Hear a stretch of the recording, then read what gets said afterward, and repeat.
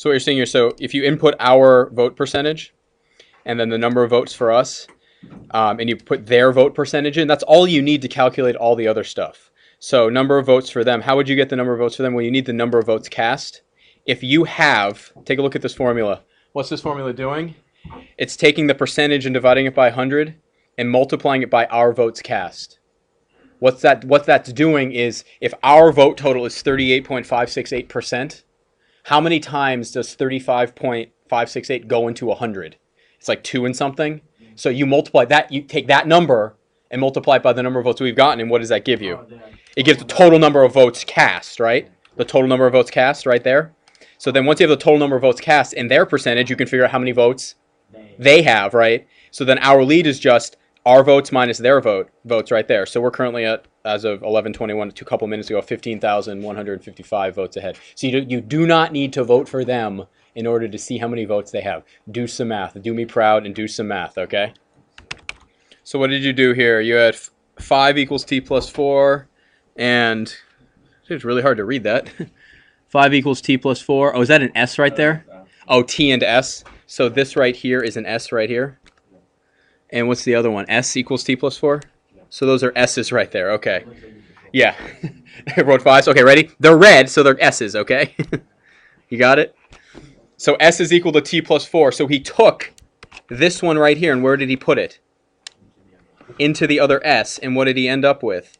2t plus, instead of s he wrote t plus 4. 2t plus t is how many t's? And then you have 4, so he subtracted 4 from both sides, and he ended up with t. Once you have t equals 5, how do you solve for s? Yeah, the first one, you know that s is equal to t plus 4. You're going to do this over and over again. So what was that first step I gave you in the video last night? What was the first step you had to do? Isolate. You isolate one variable in one of the equation, and then what do you do? Substitute, and then what do you do? 3 is solve. And then you could also check your answer is another important thing to do. But you're literally going to do that many, many, many, many times. What's the advantage to doing it using this method of substitution? What's the advantage? It's exact. Yeah, exactly. It's always accurate. So it's exact answers. Graphing was cool because it gave you a basic idea, but sometimes is it really hard to estimate the answer? Yeah, if it's like a weird fraction or some horrible decimal or an irrational number, you're not going to be able to write it very nicely. So substitution gives you the exact answer. So what do we got here? So you isolated Q in which equation? Yeah, he isolated Q. So this is his isolation right here. He isolated Q in the second equation. He added Q to the other side and subtracted 4. So Q is equal to 3 over 2p minus 4. So where did he put that once he isolated it? Where did he put that? Yeah, where'd you put it, Pico? You substituted it into the first equation, and that ended up with 1/8 p times 3/4. But instead of Q, what did you write? You wrote 3 over 2p minus 4. And now it's a matter of just dealing with fractions. Now it's just a matter of dealing with fractions. Let's see how we did. Well, 1/8 p stays the same. What's 3/4 times 3/2? What's 3/4 times 3/2? Not a hypothetical question. What's 3 times 3? What's 4 times 2? So what's 3 over 4 times 3 over 2?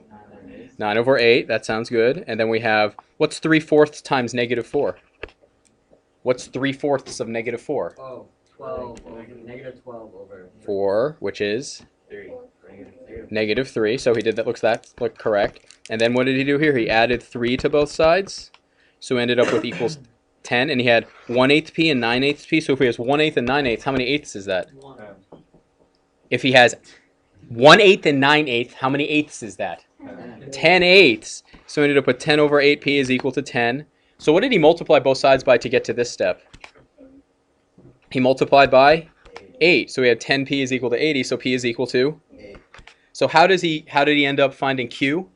He plugged it. What's interesting here, Pico, you plugged it into the first equation. So you have p equals 8, right? Well, look, you also know from this equation right here, what do you know? Q is equal to 3 over 2p minus 4. You already isolated Q.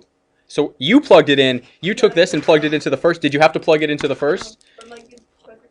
Yeah, it works nicely. You can plug it into either one, but you've already isolated it, right? So Q is equal to 3 over 2 times 8 minus 4. So that's going to be 24 over 16 minus 4 is equal to what? 20. That's what did I? 24 over what? 2. So that's 12 minus 4 is 8. So your final answer is P equals 8 and Q is equal to? Nice. That's absolutely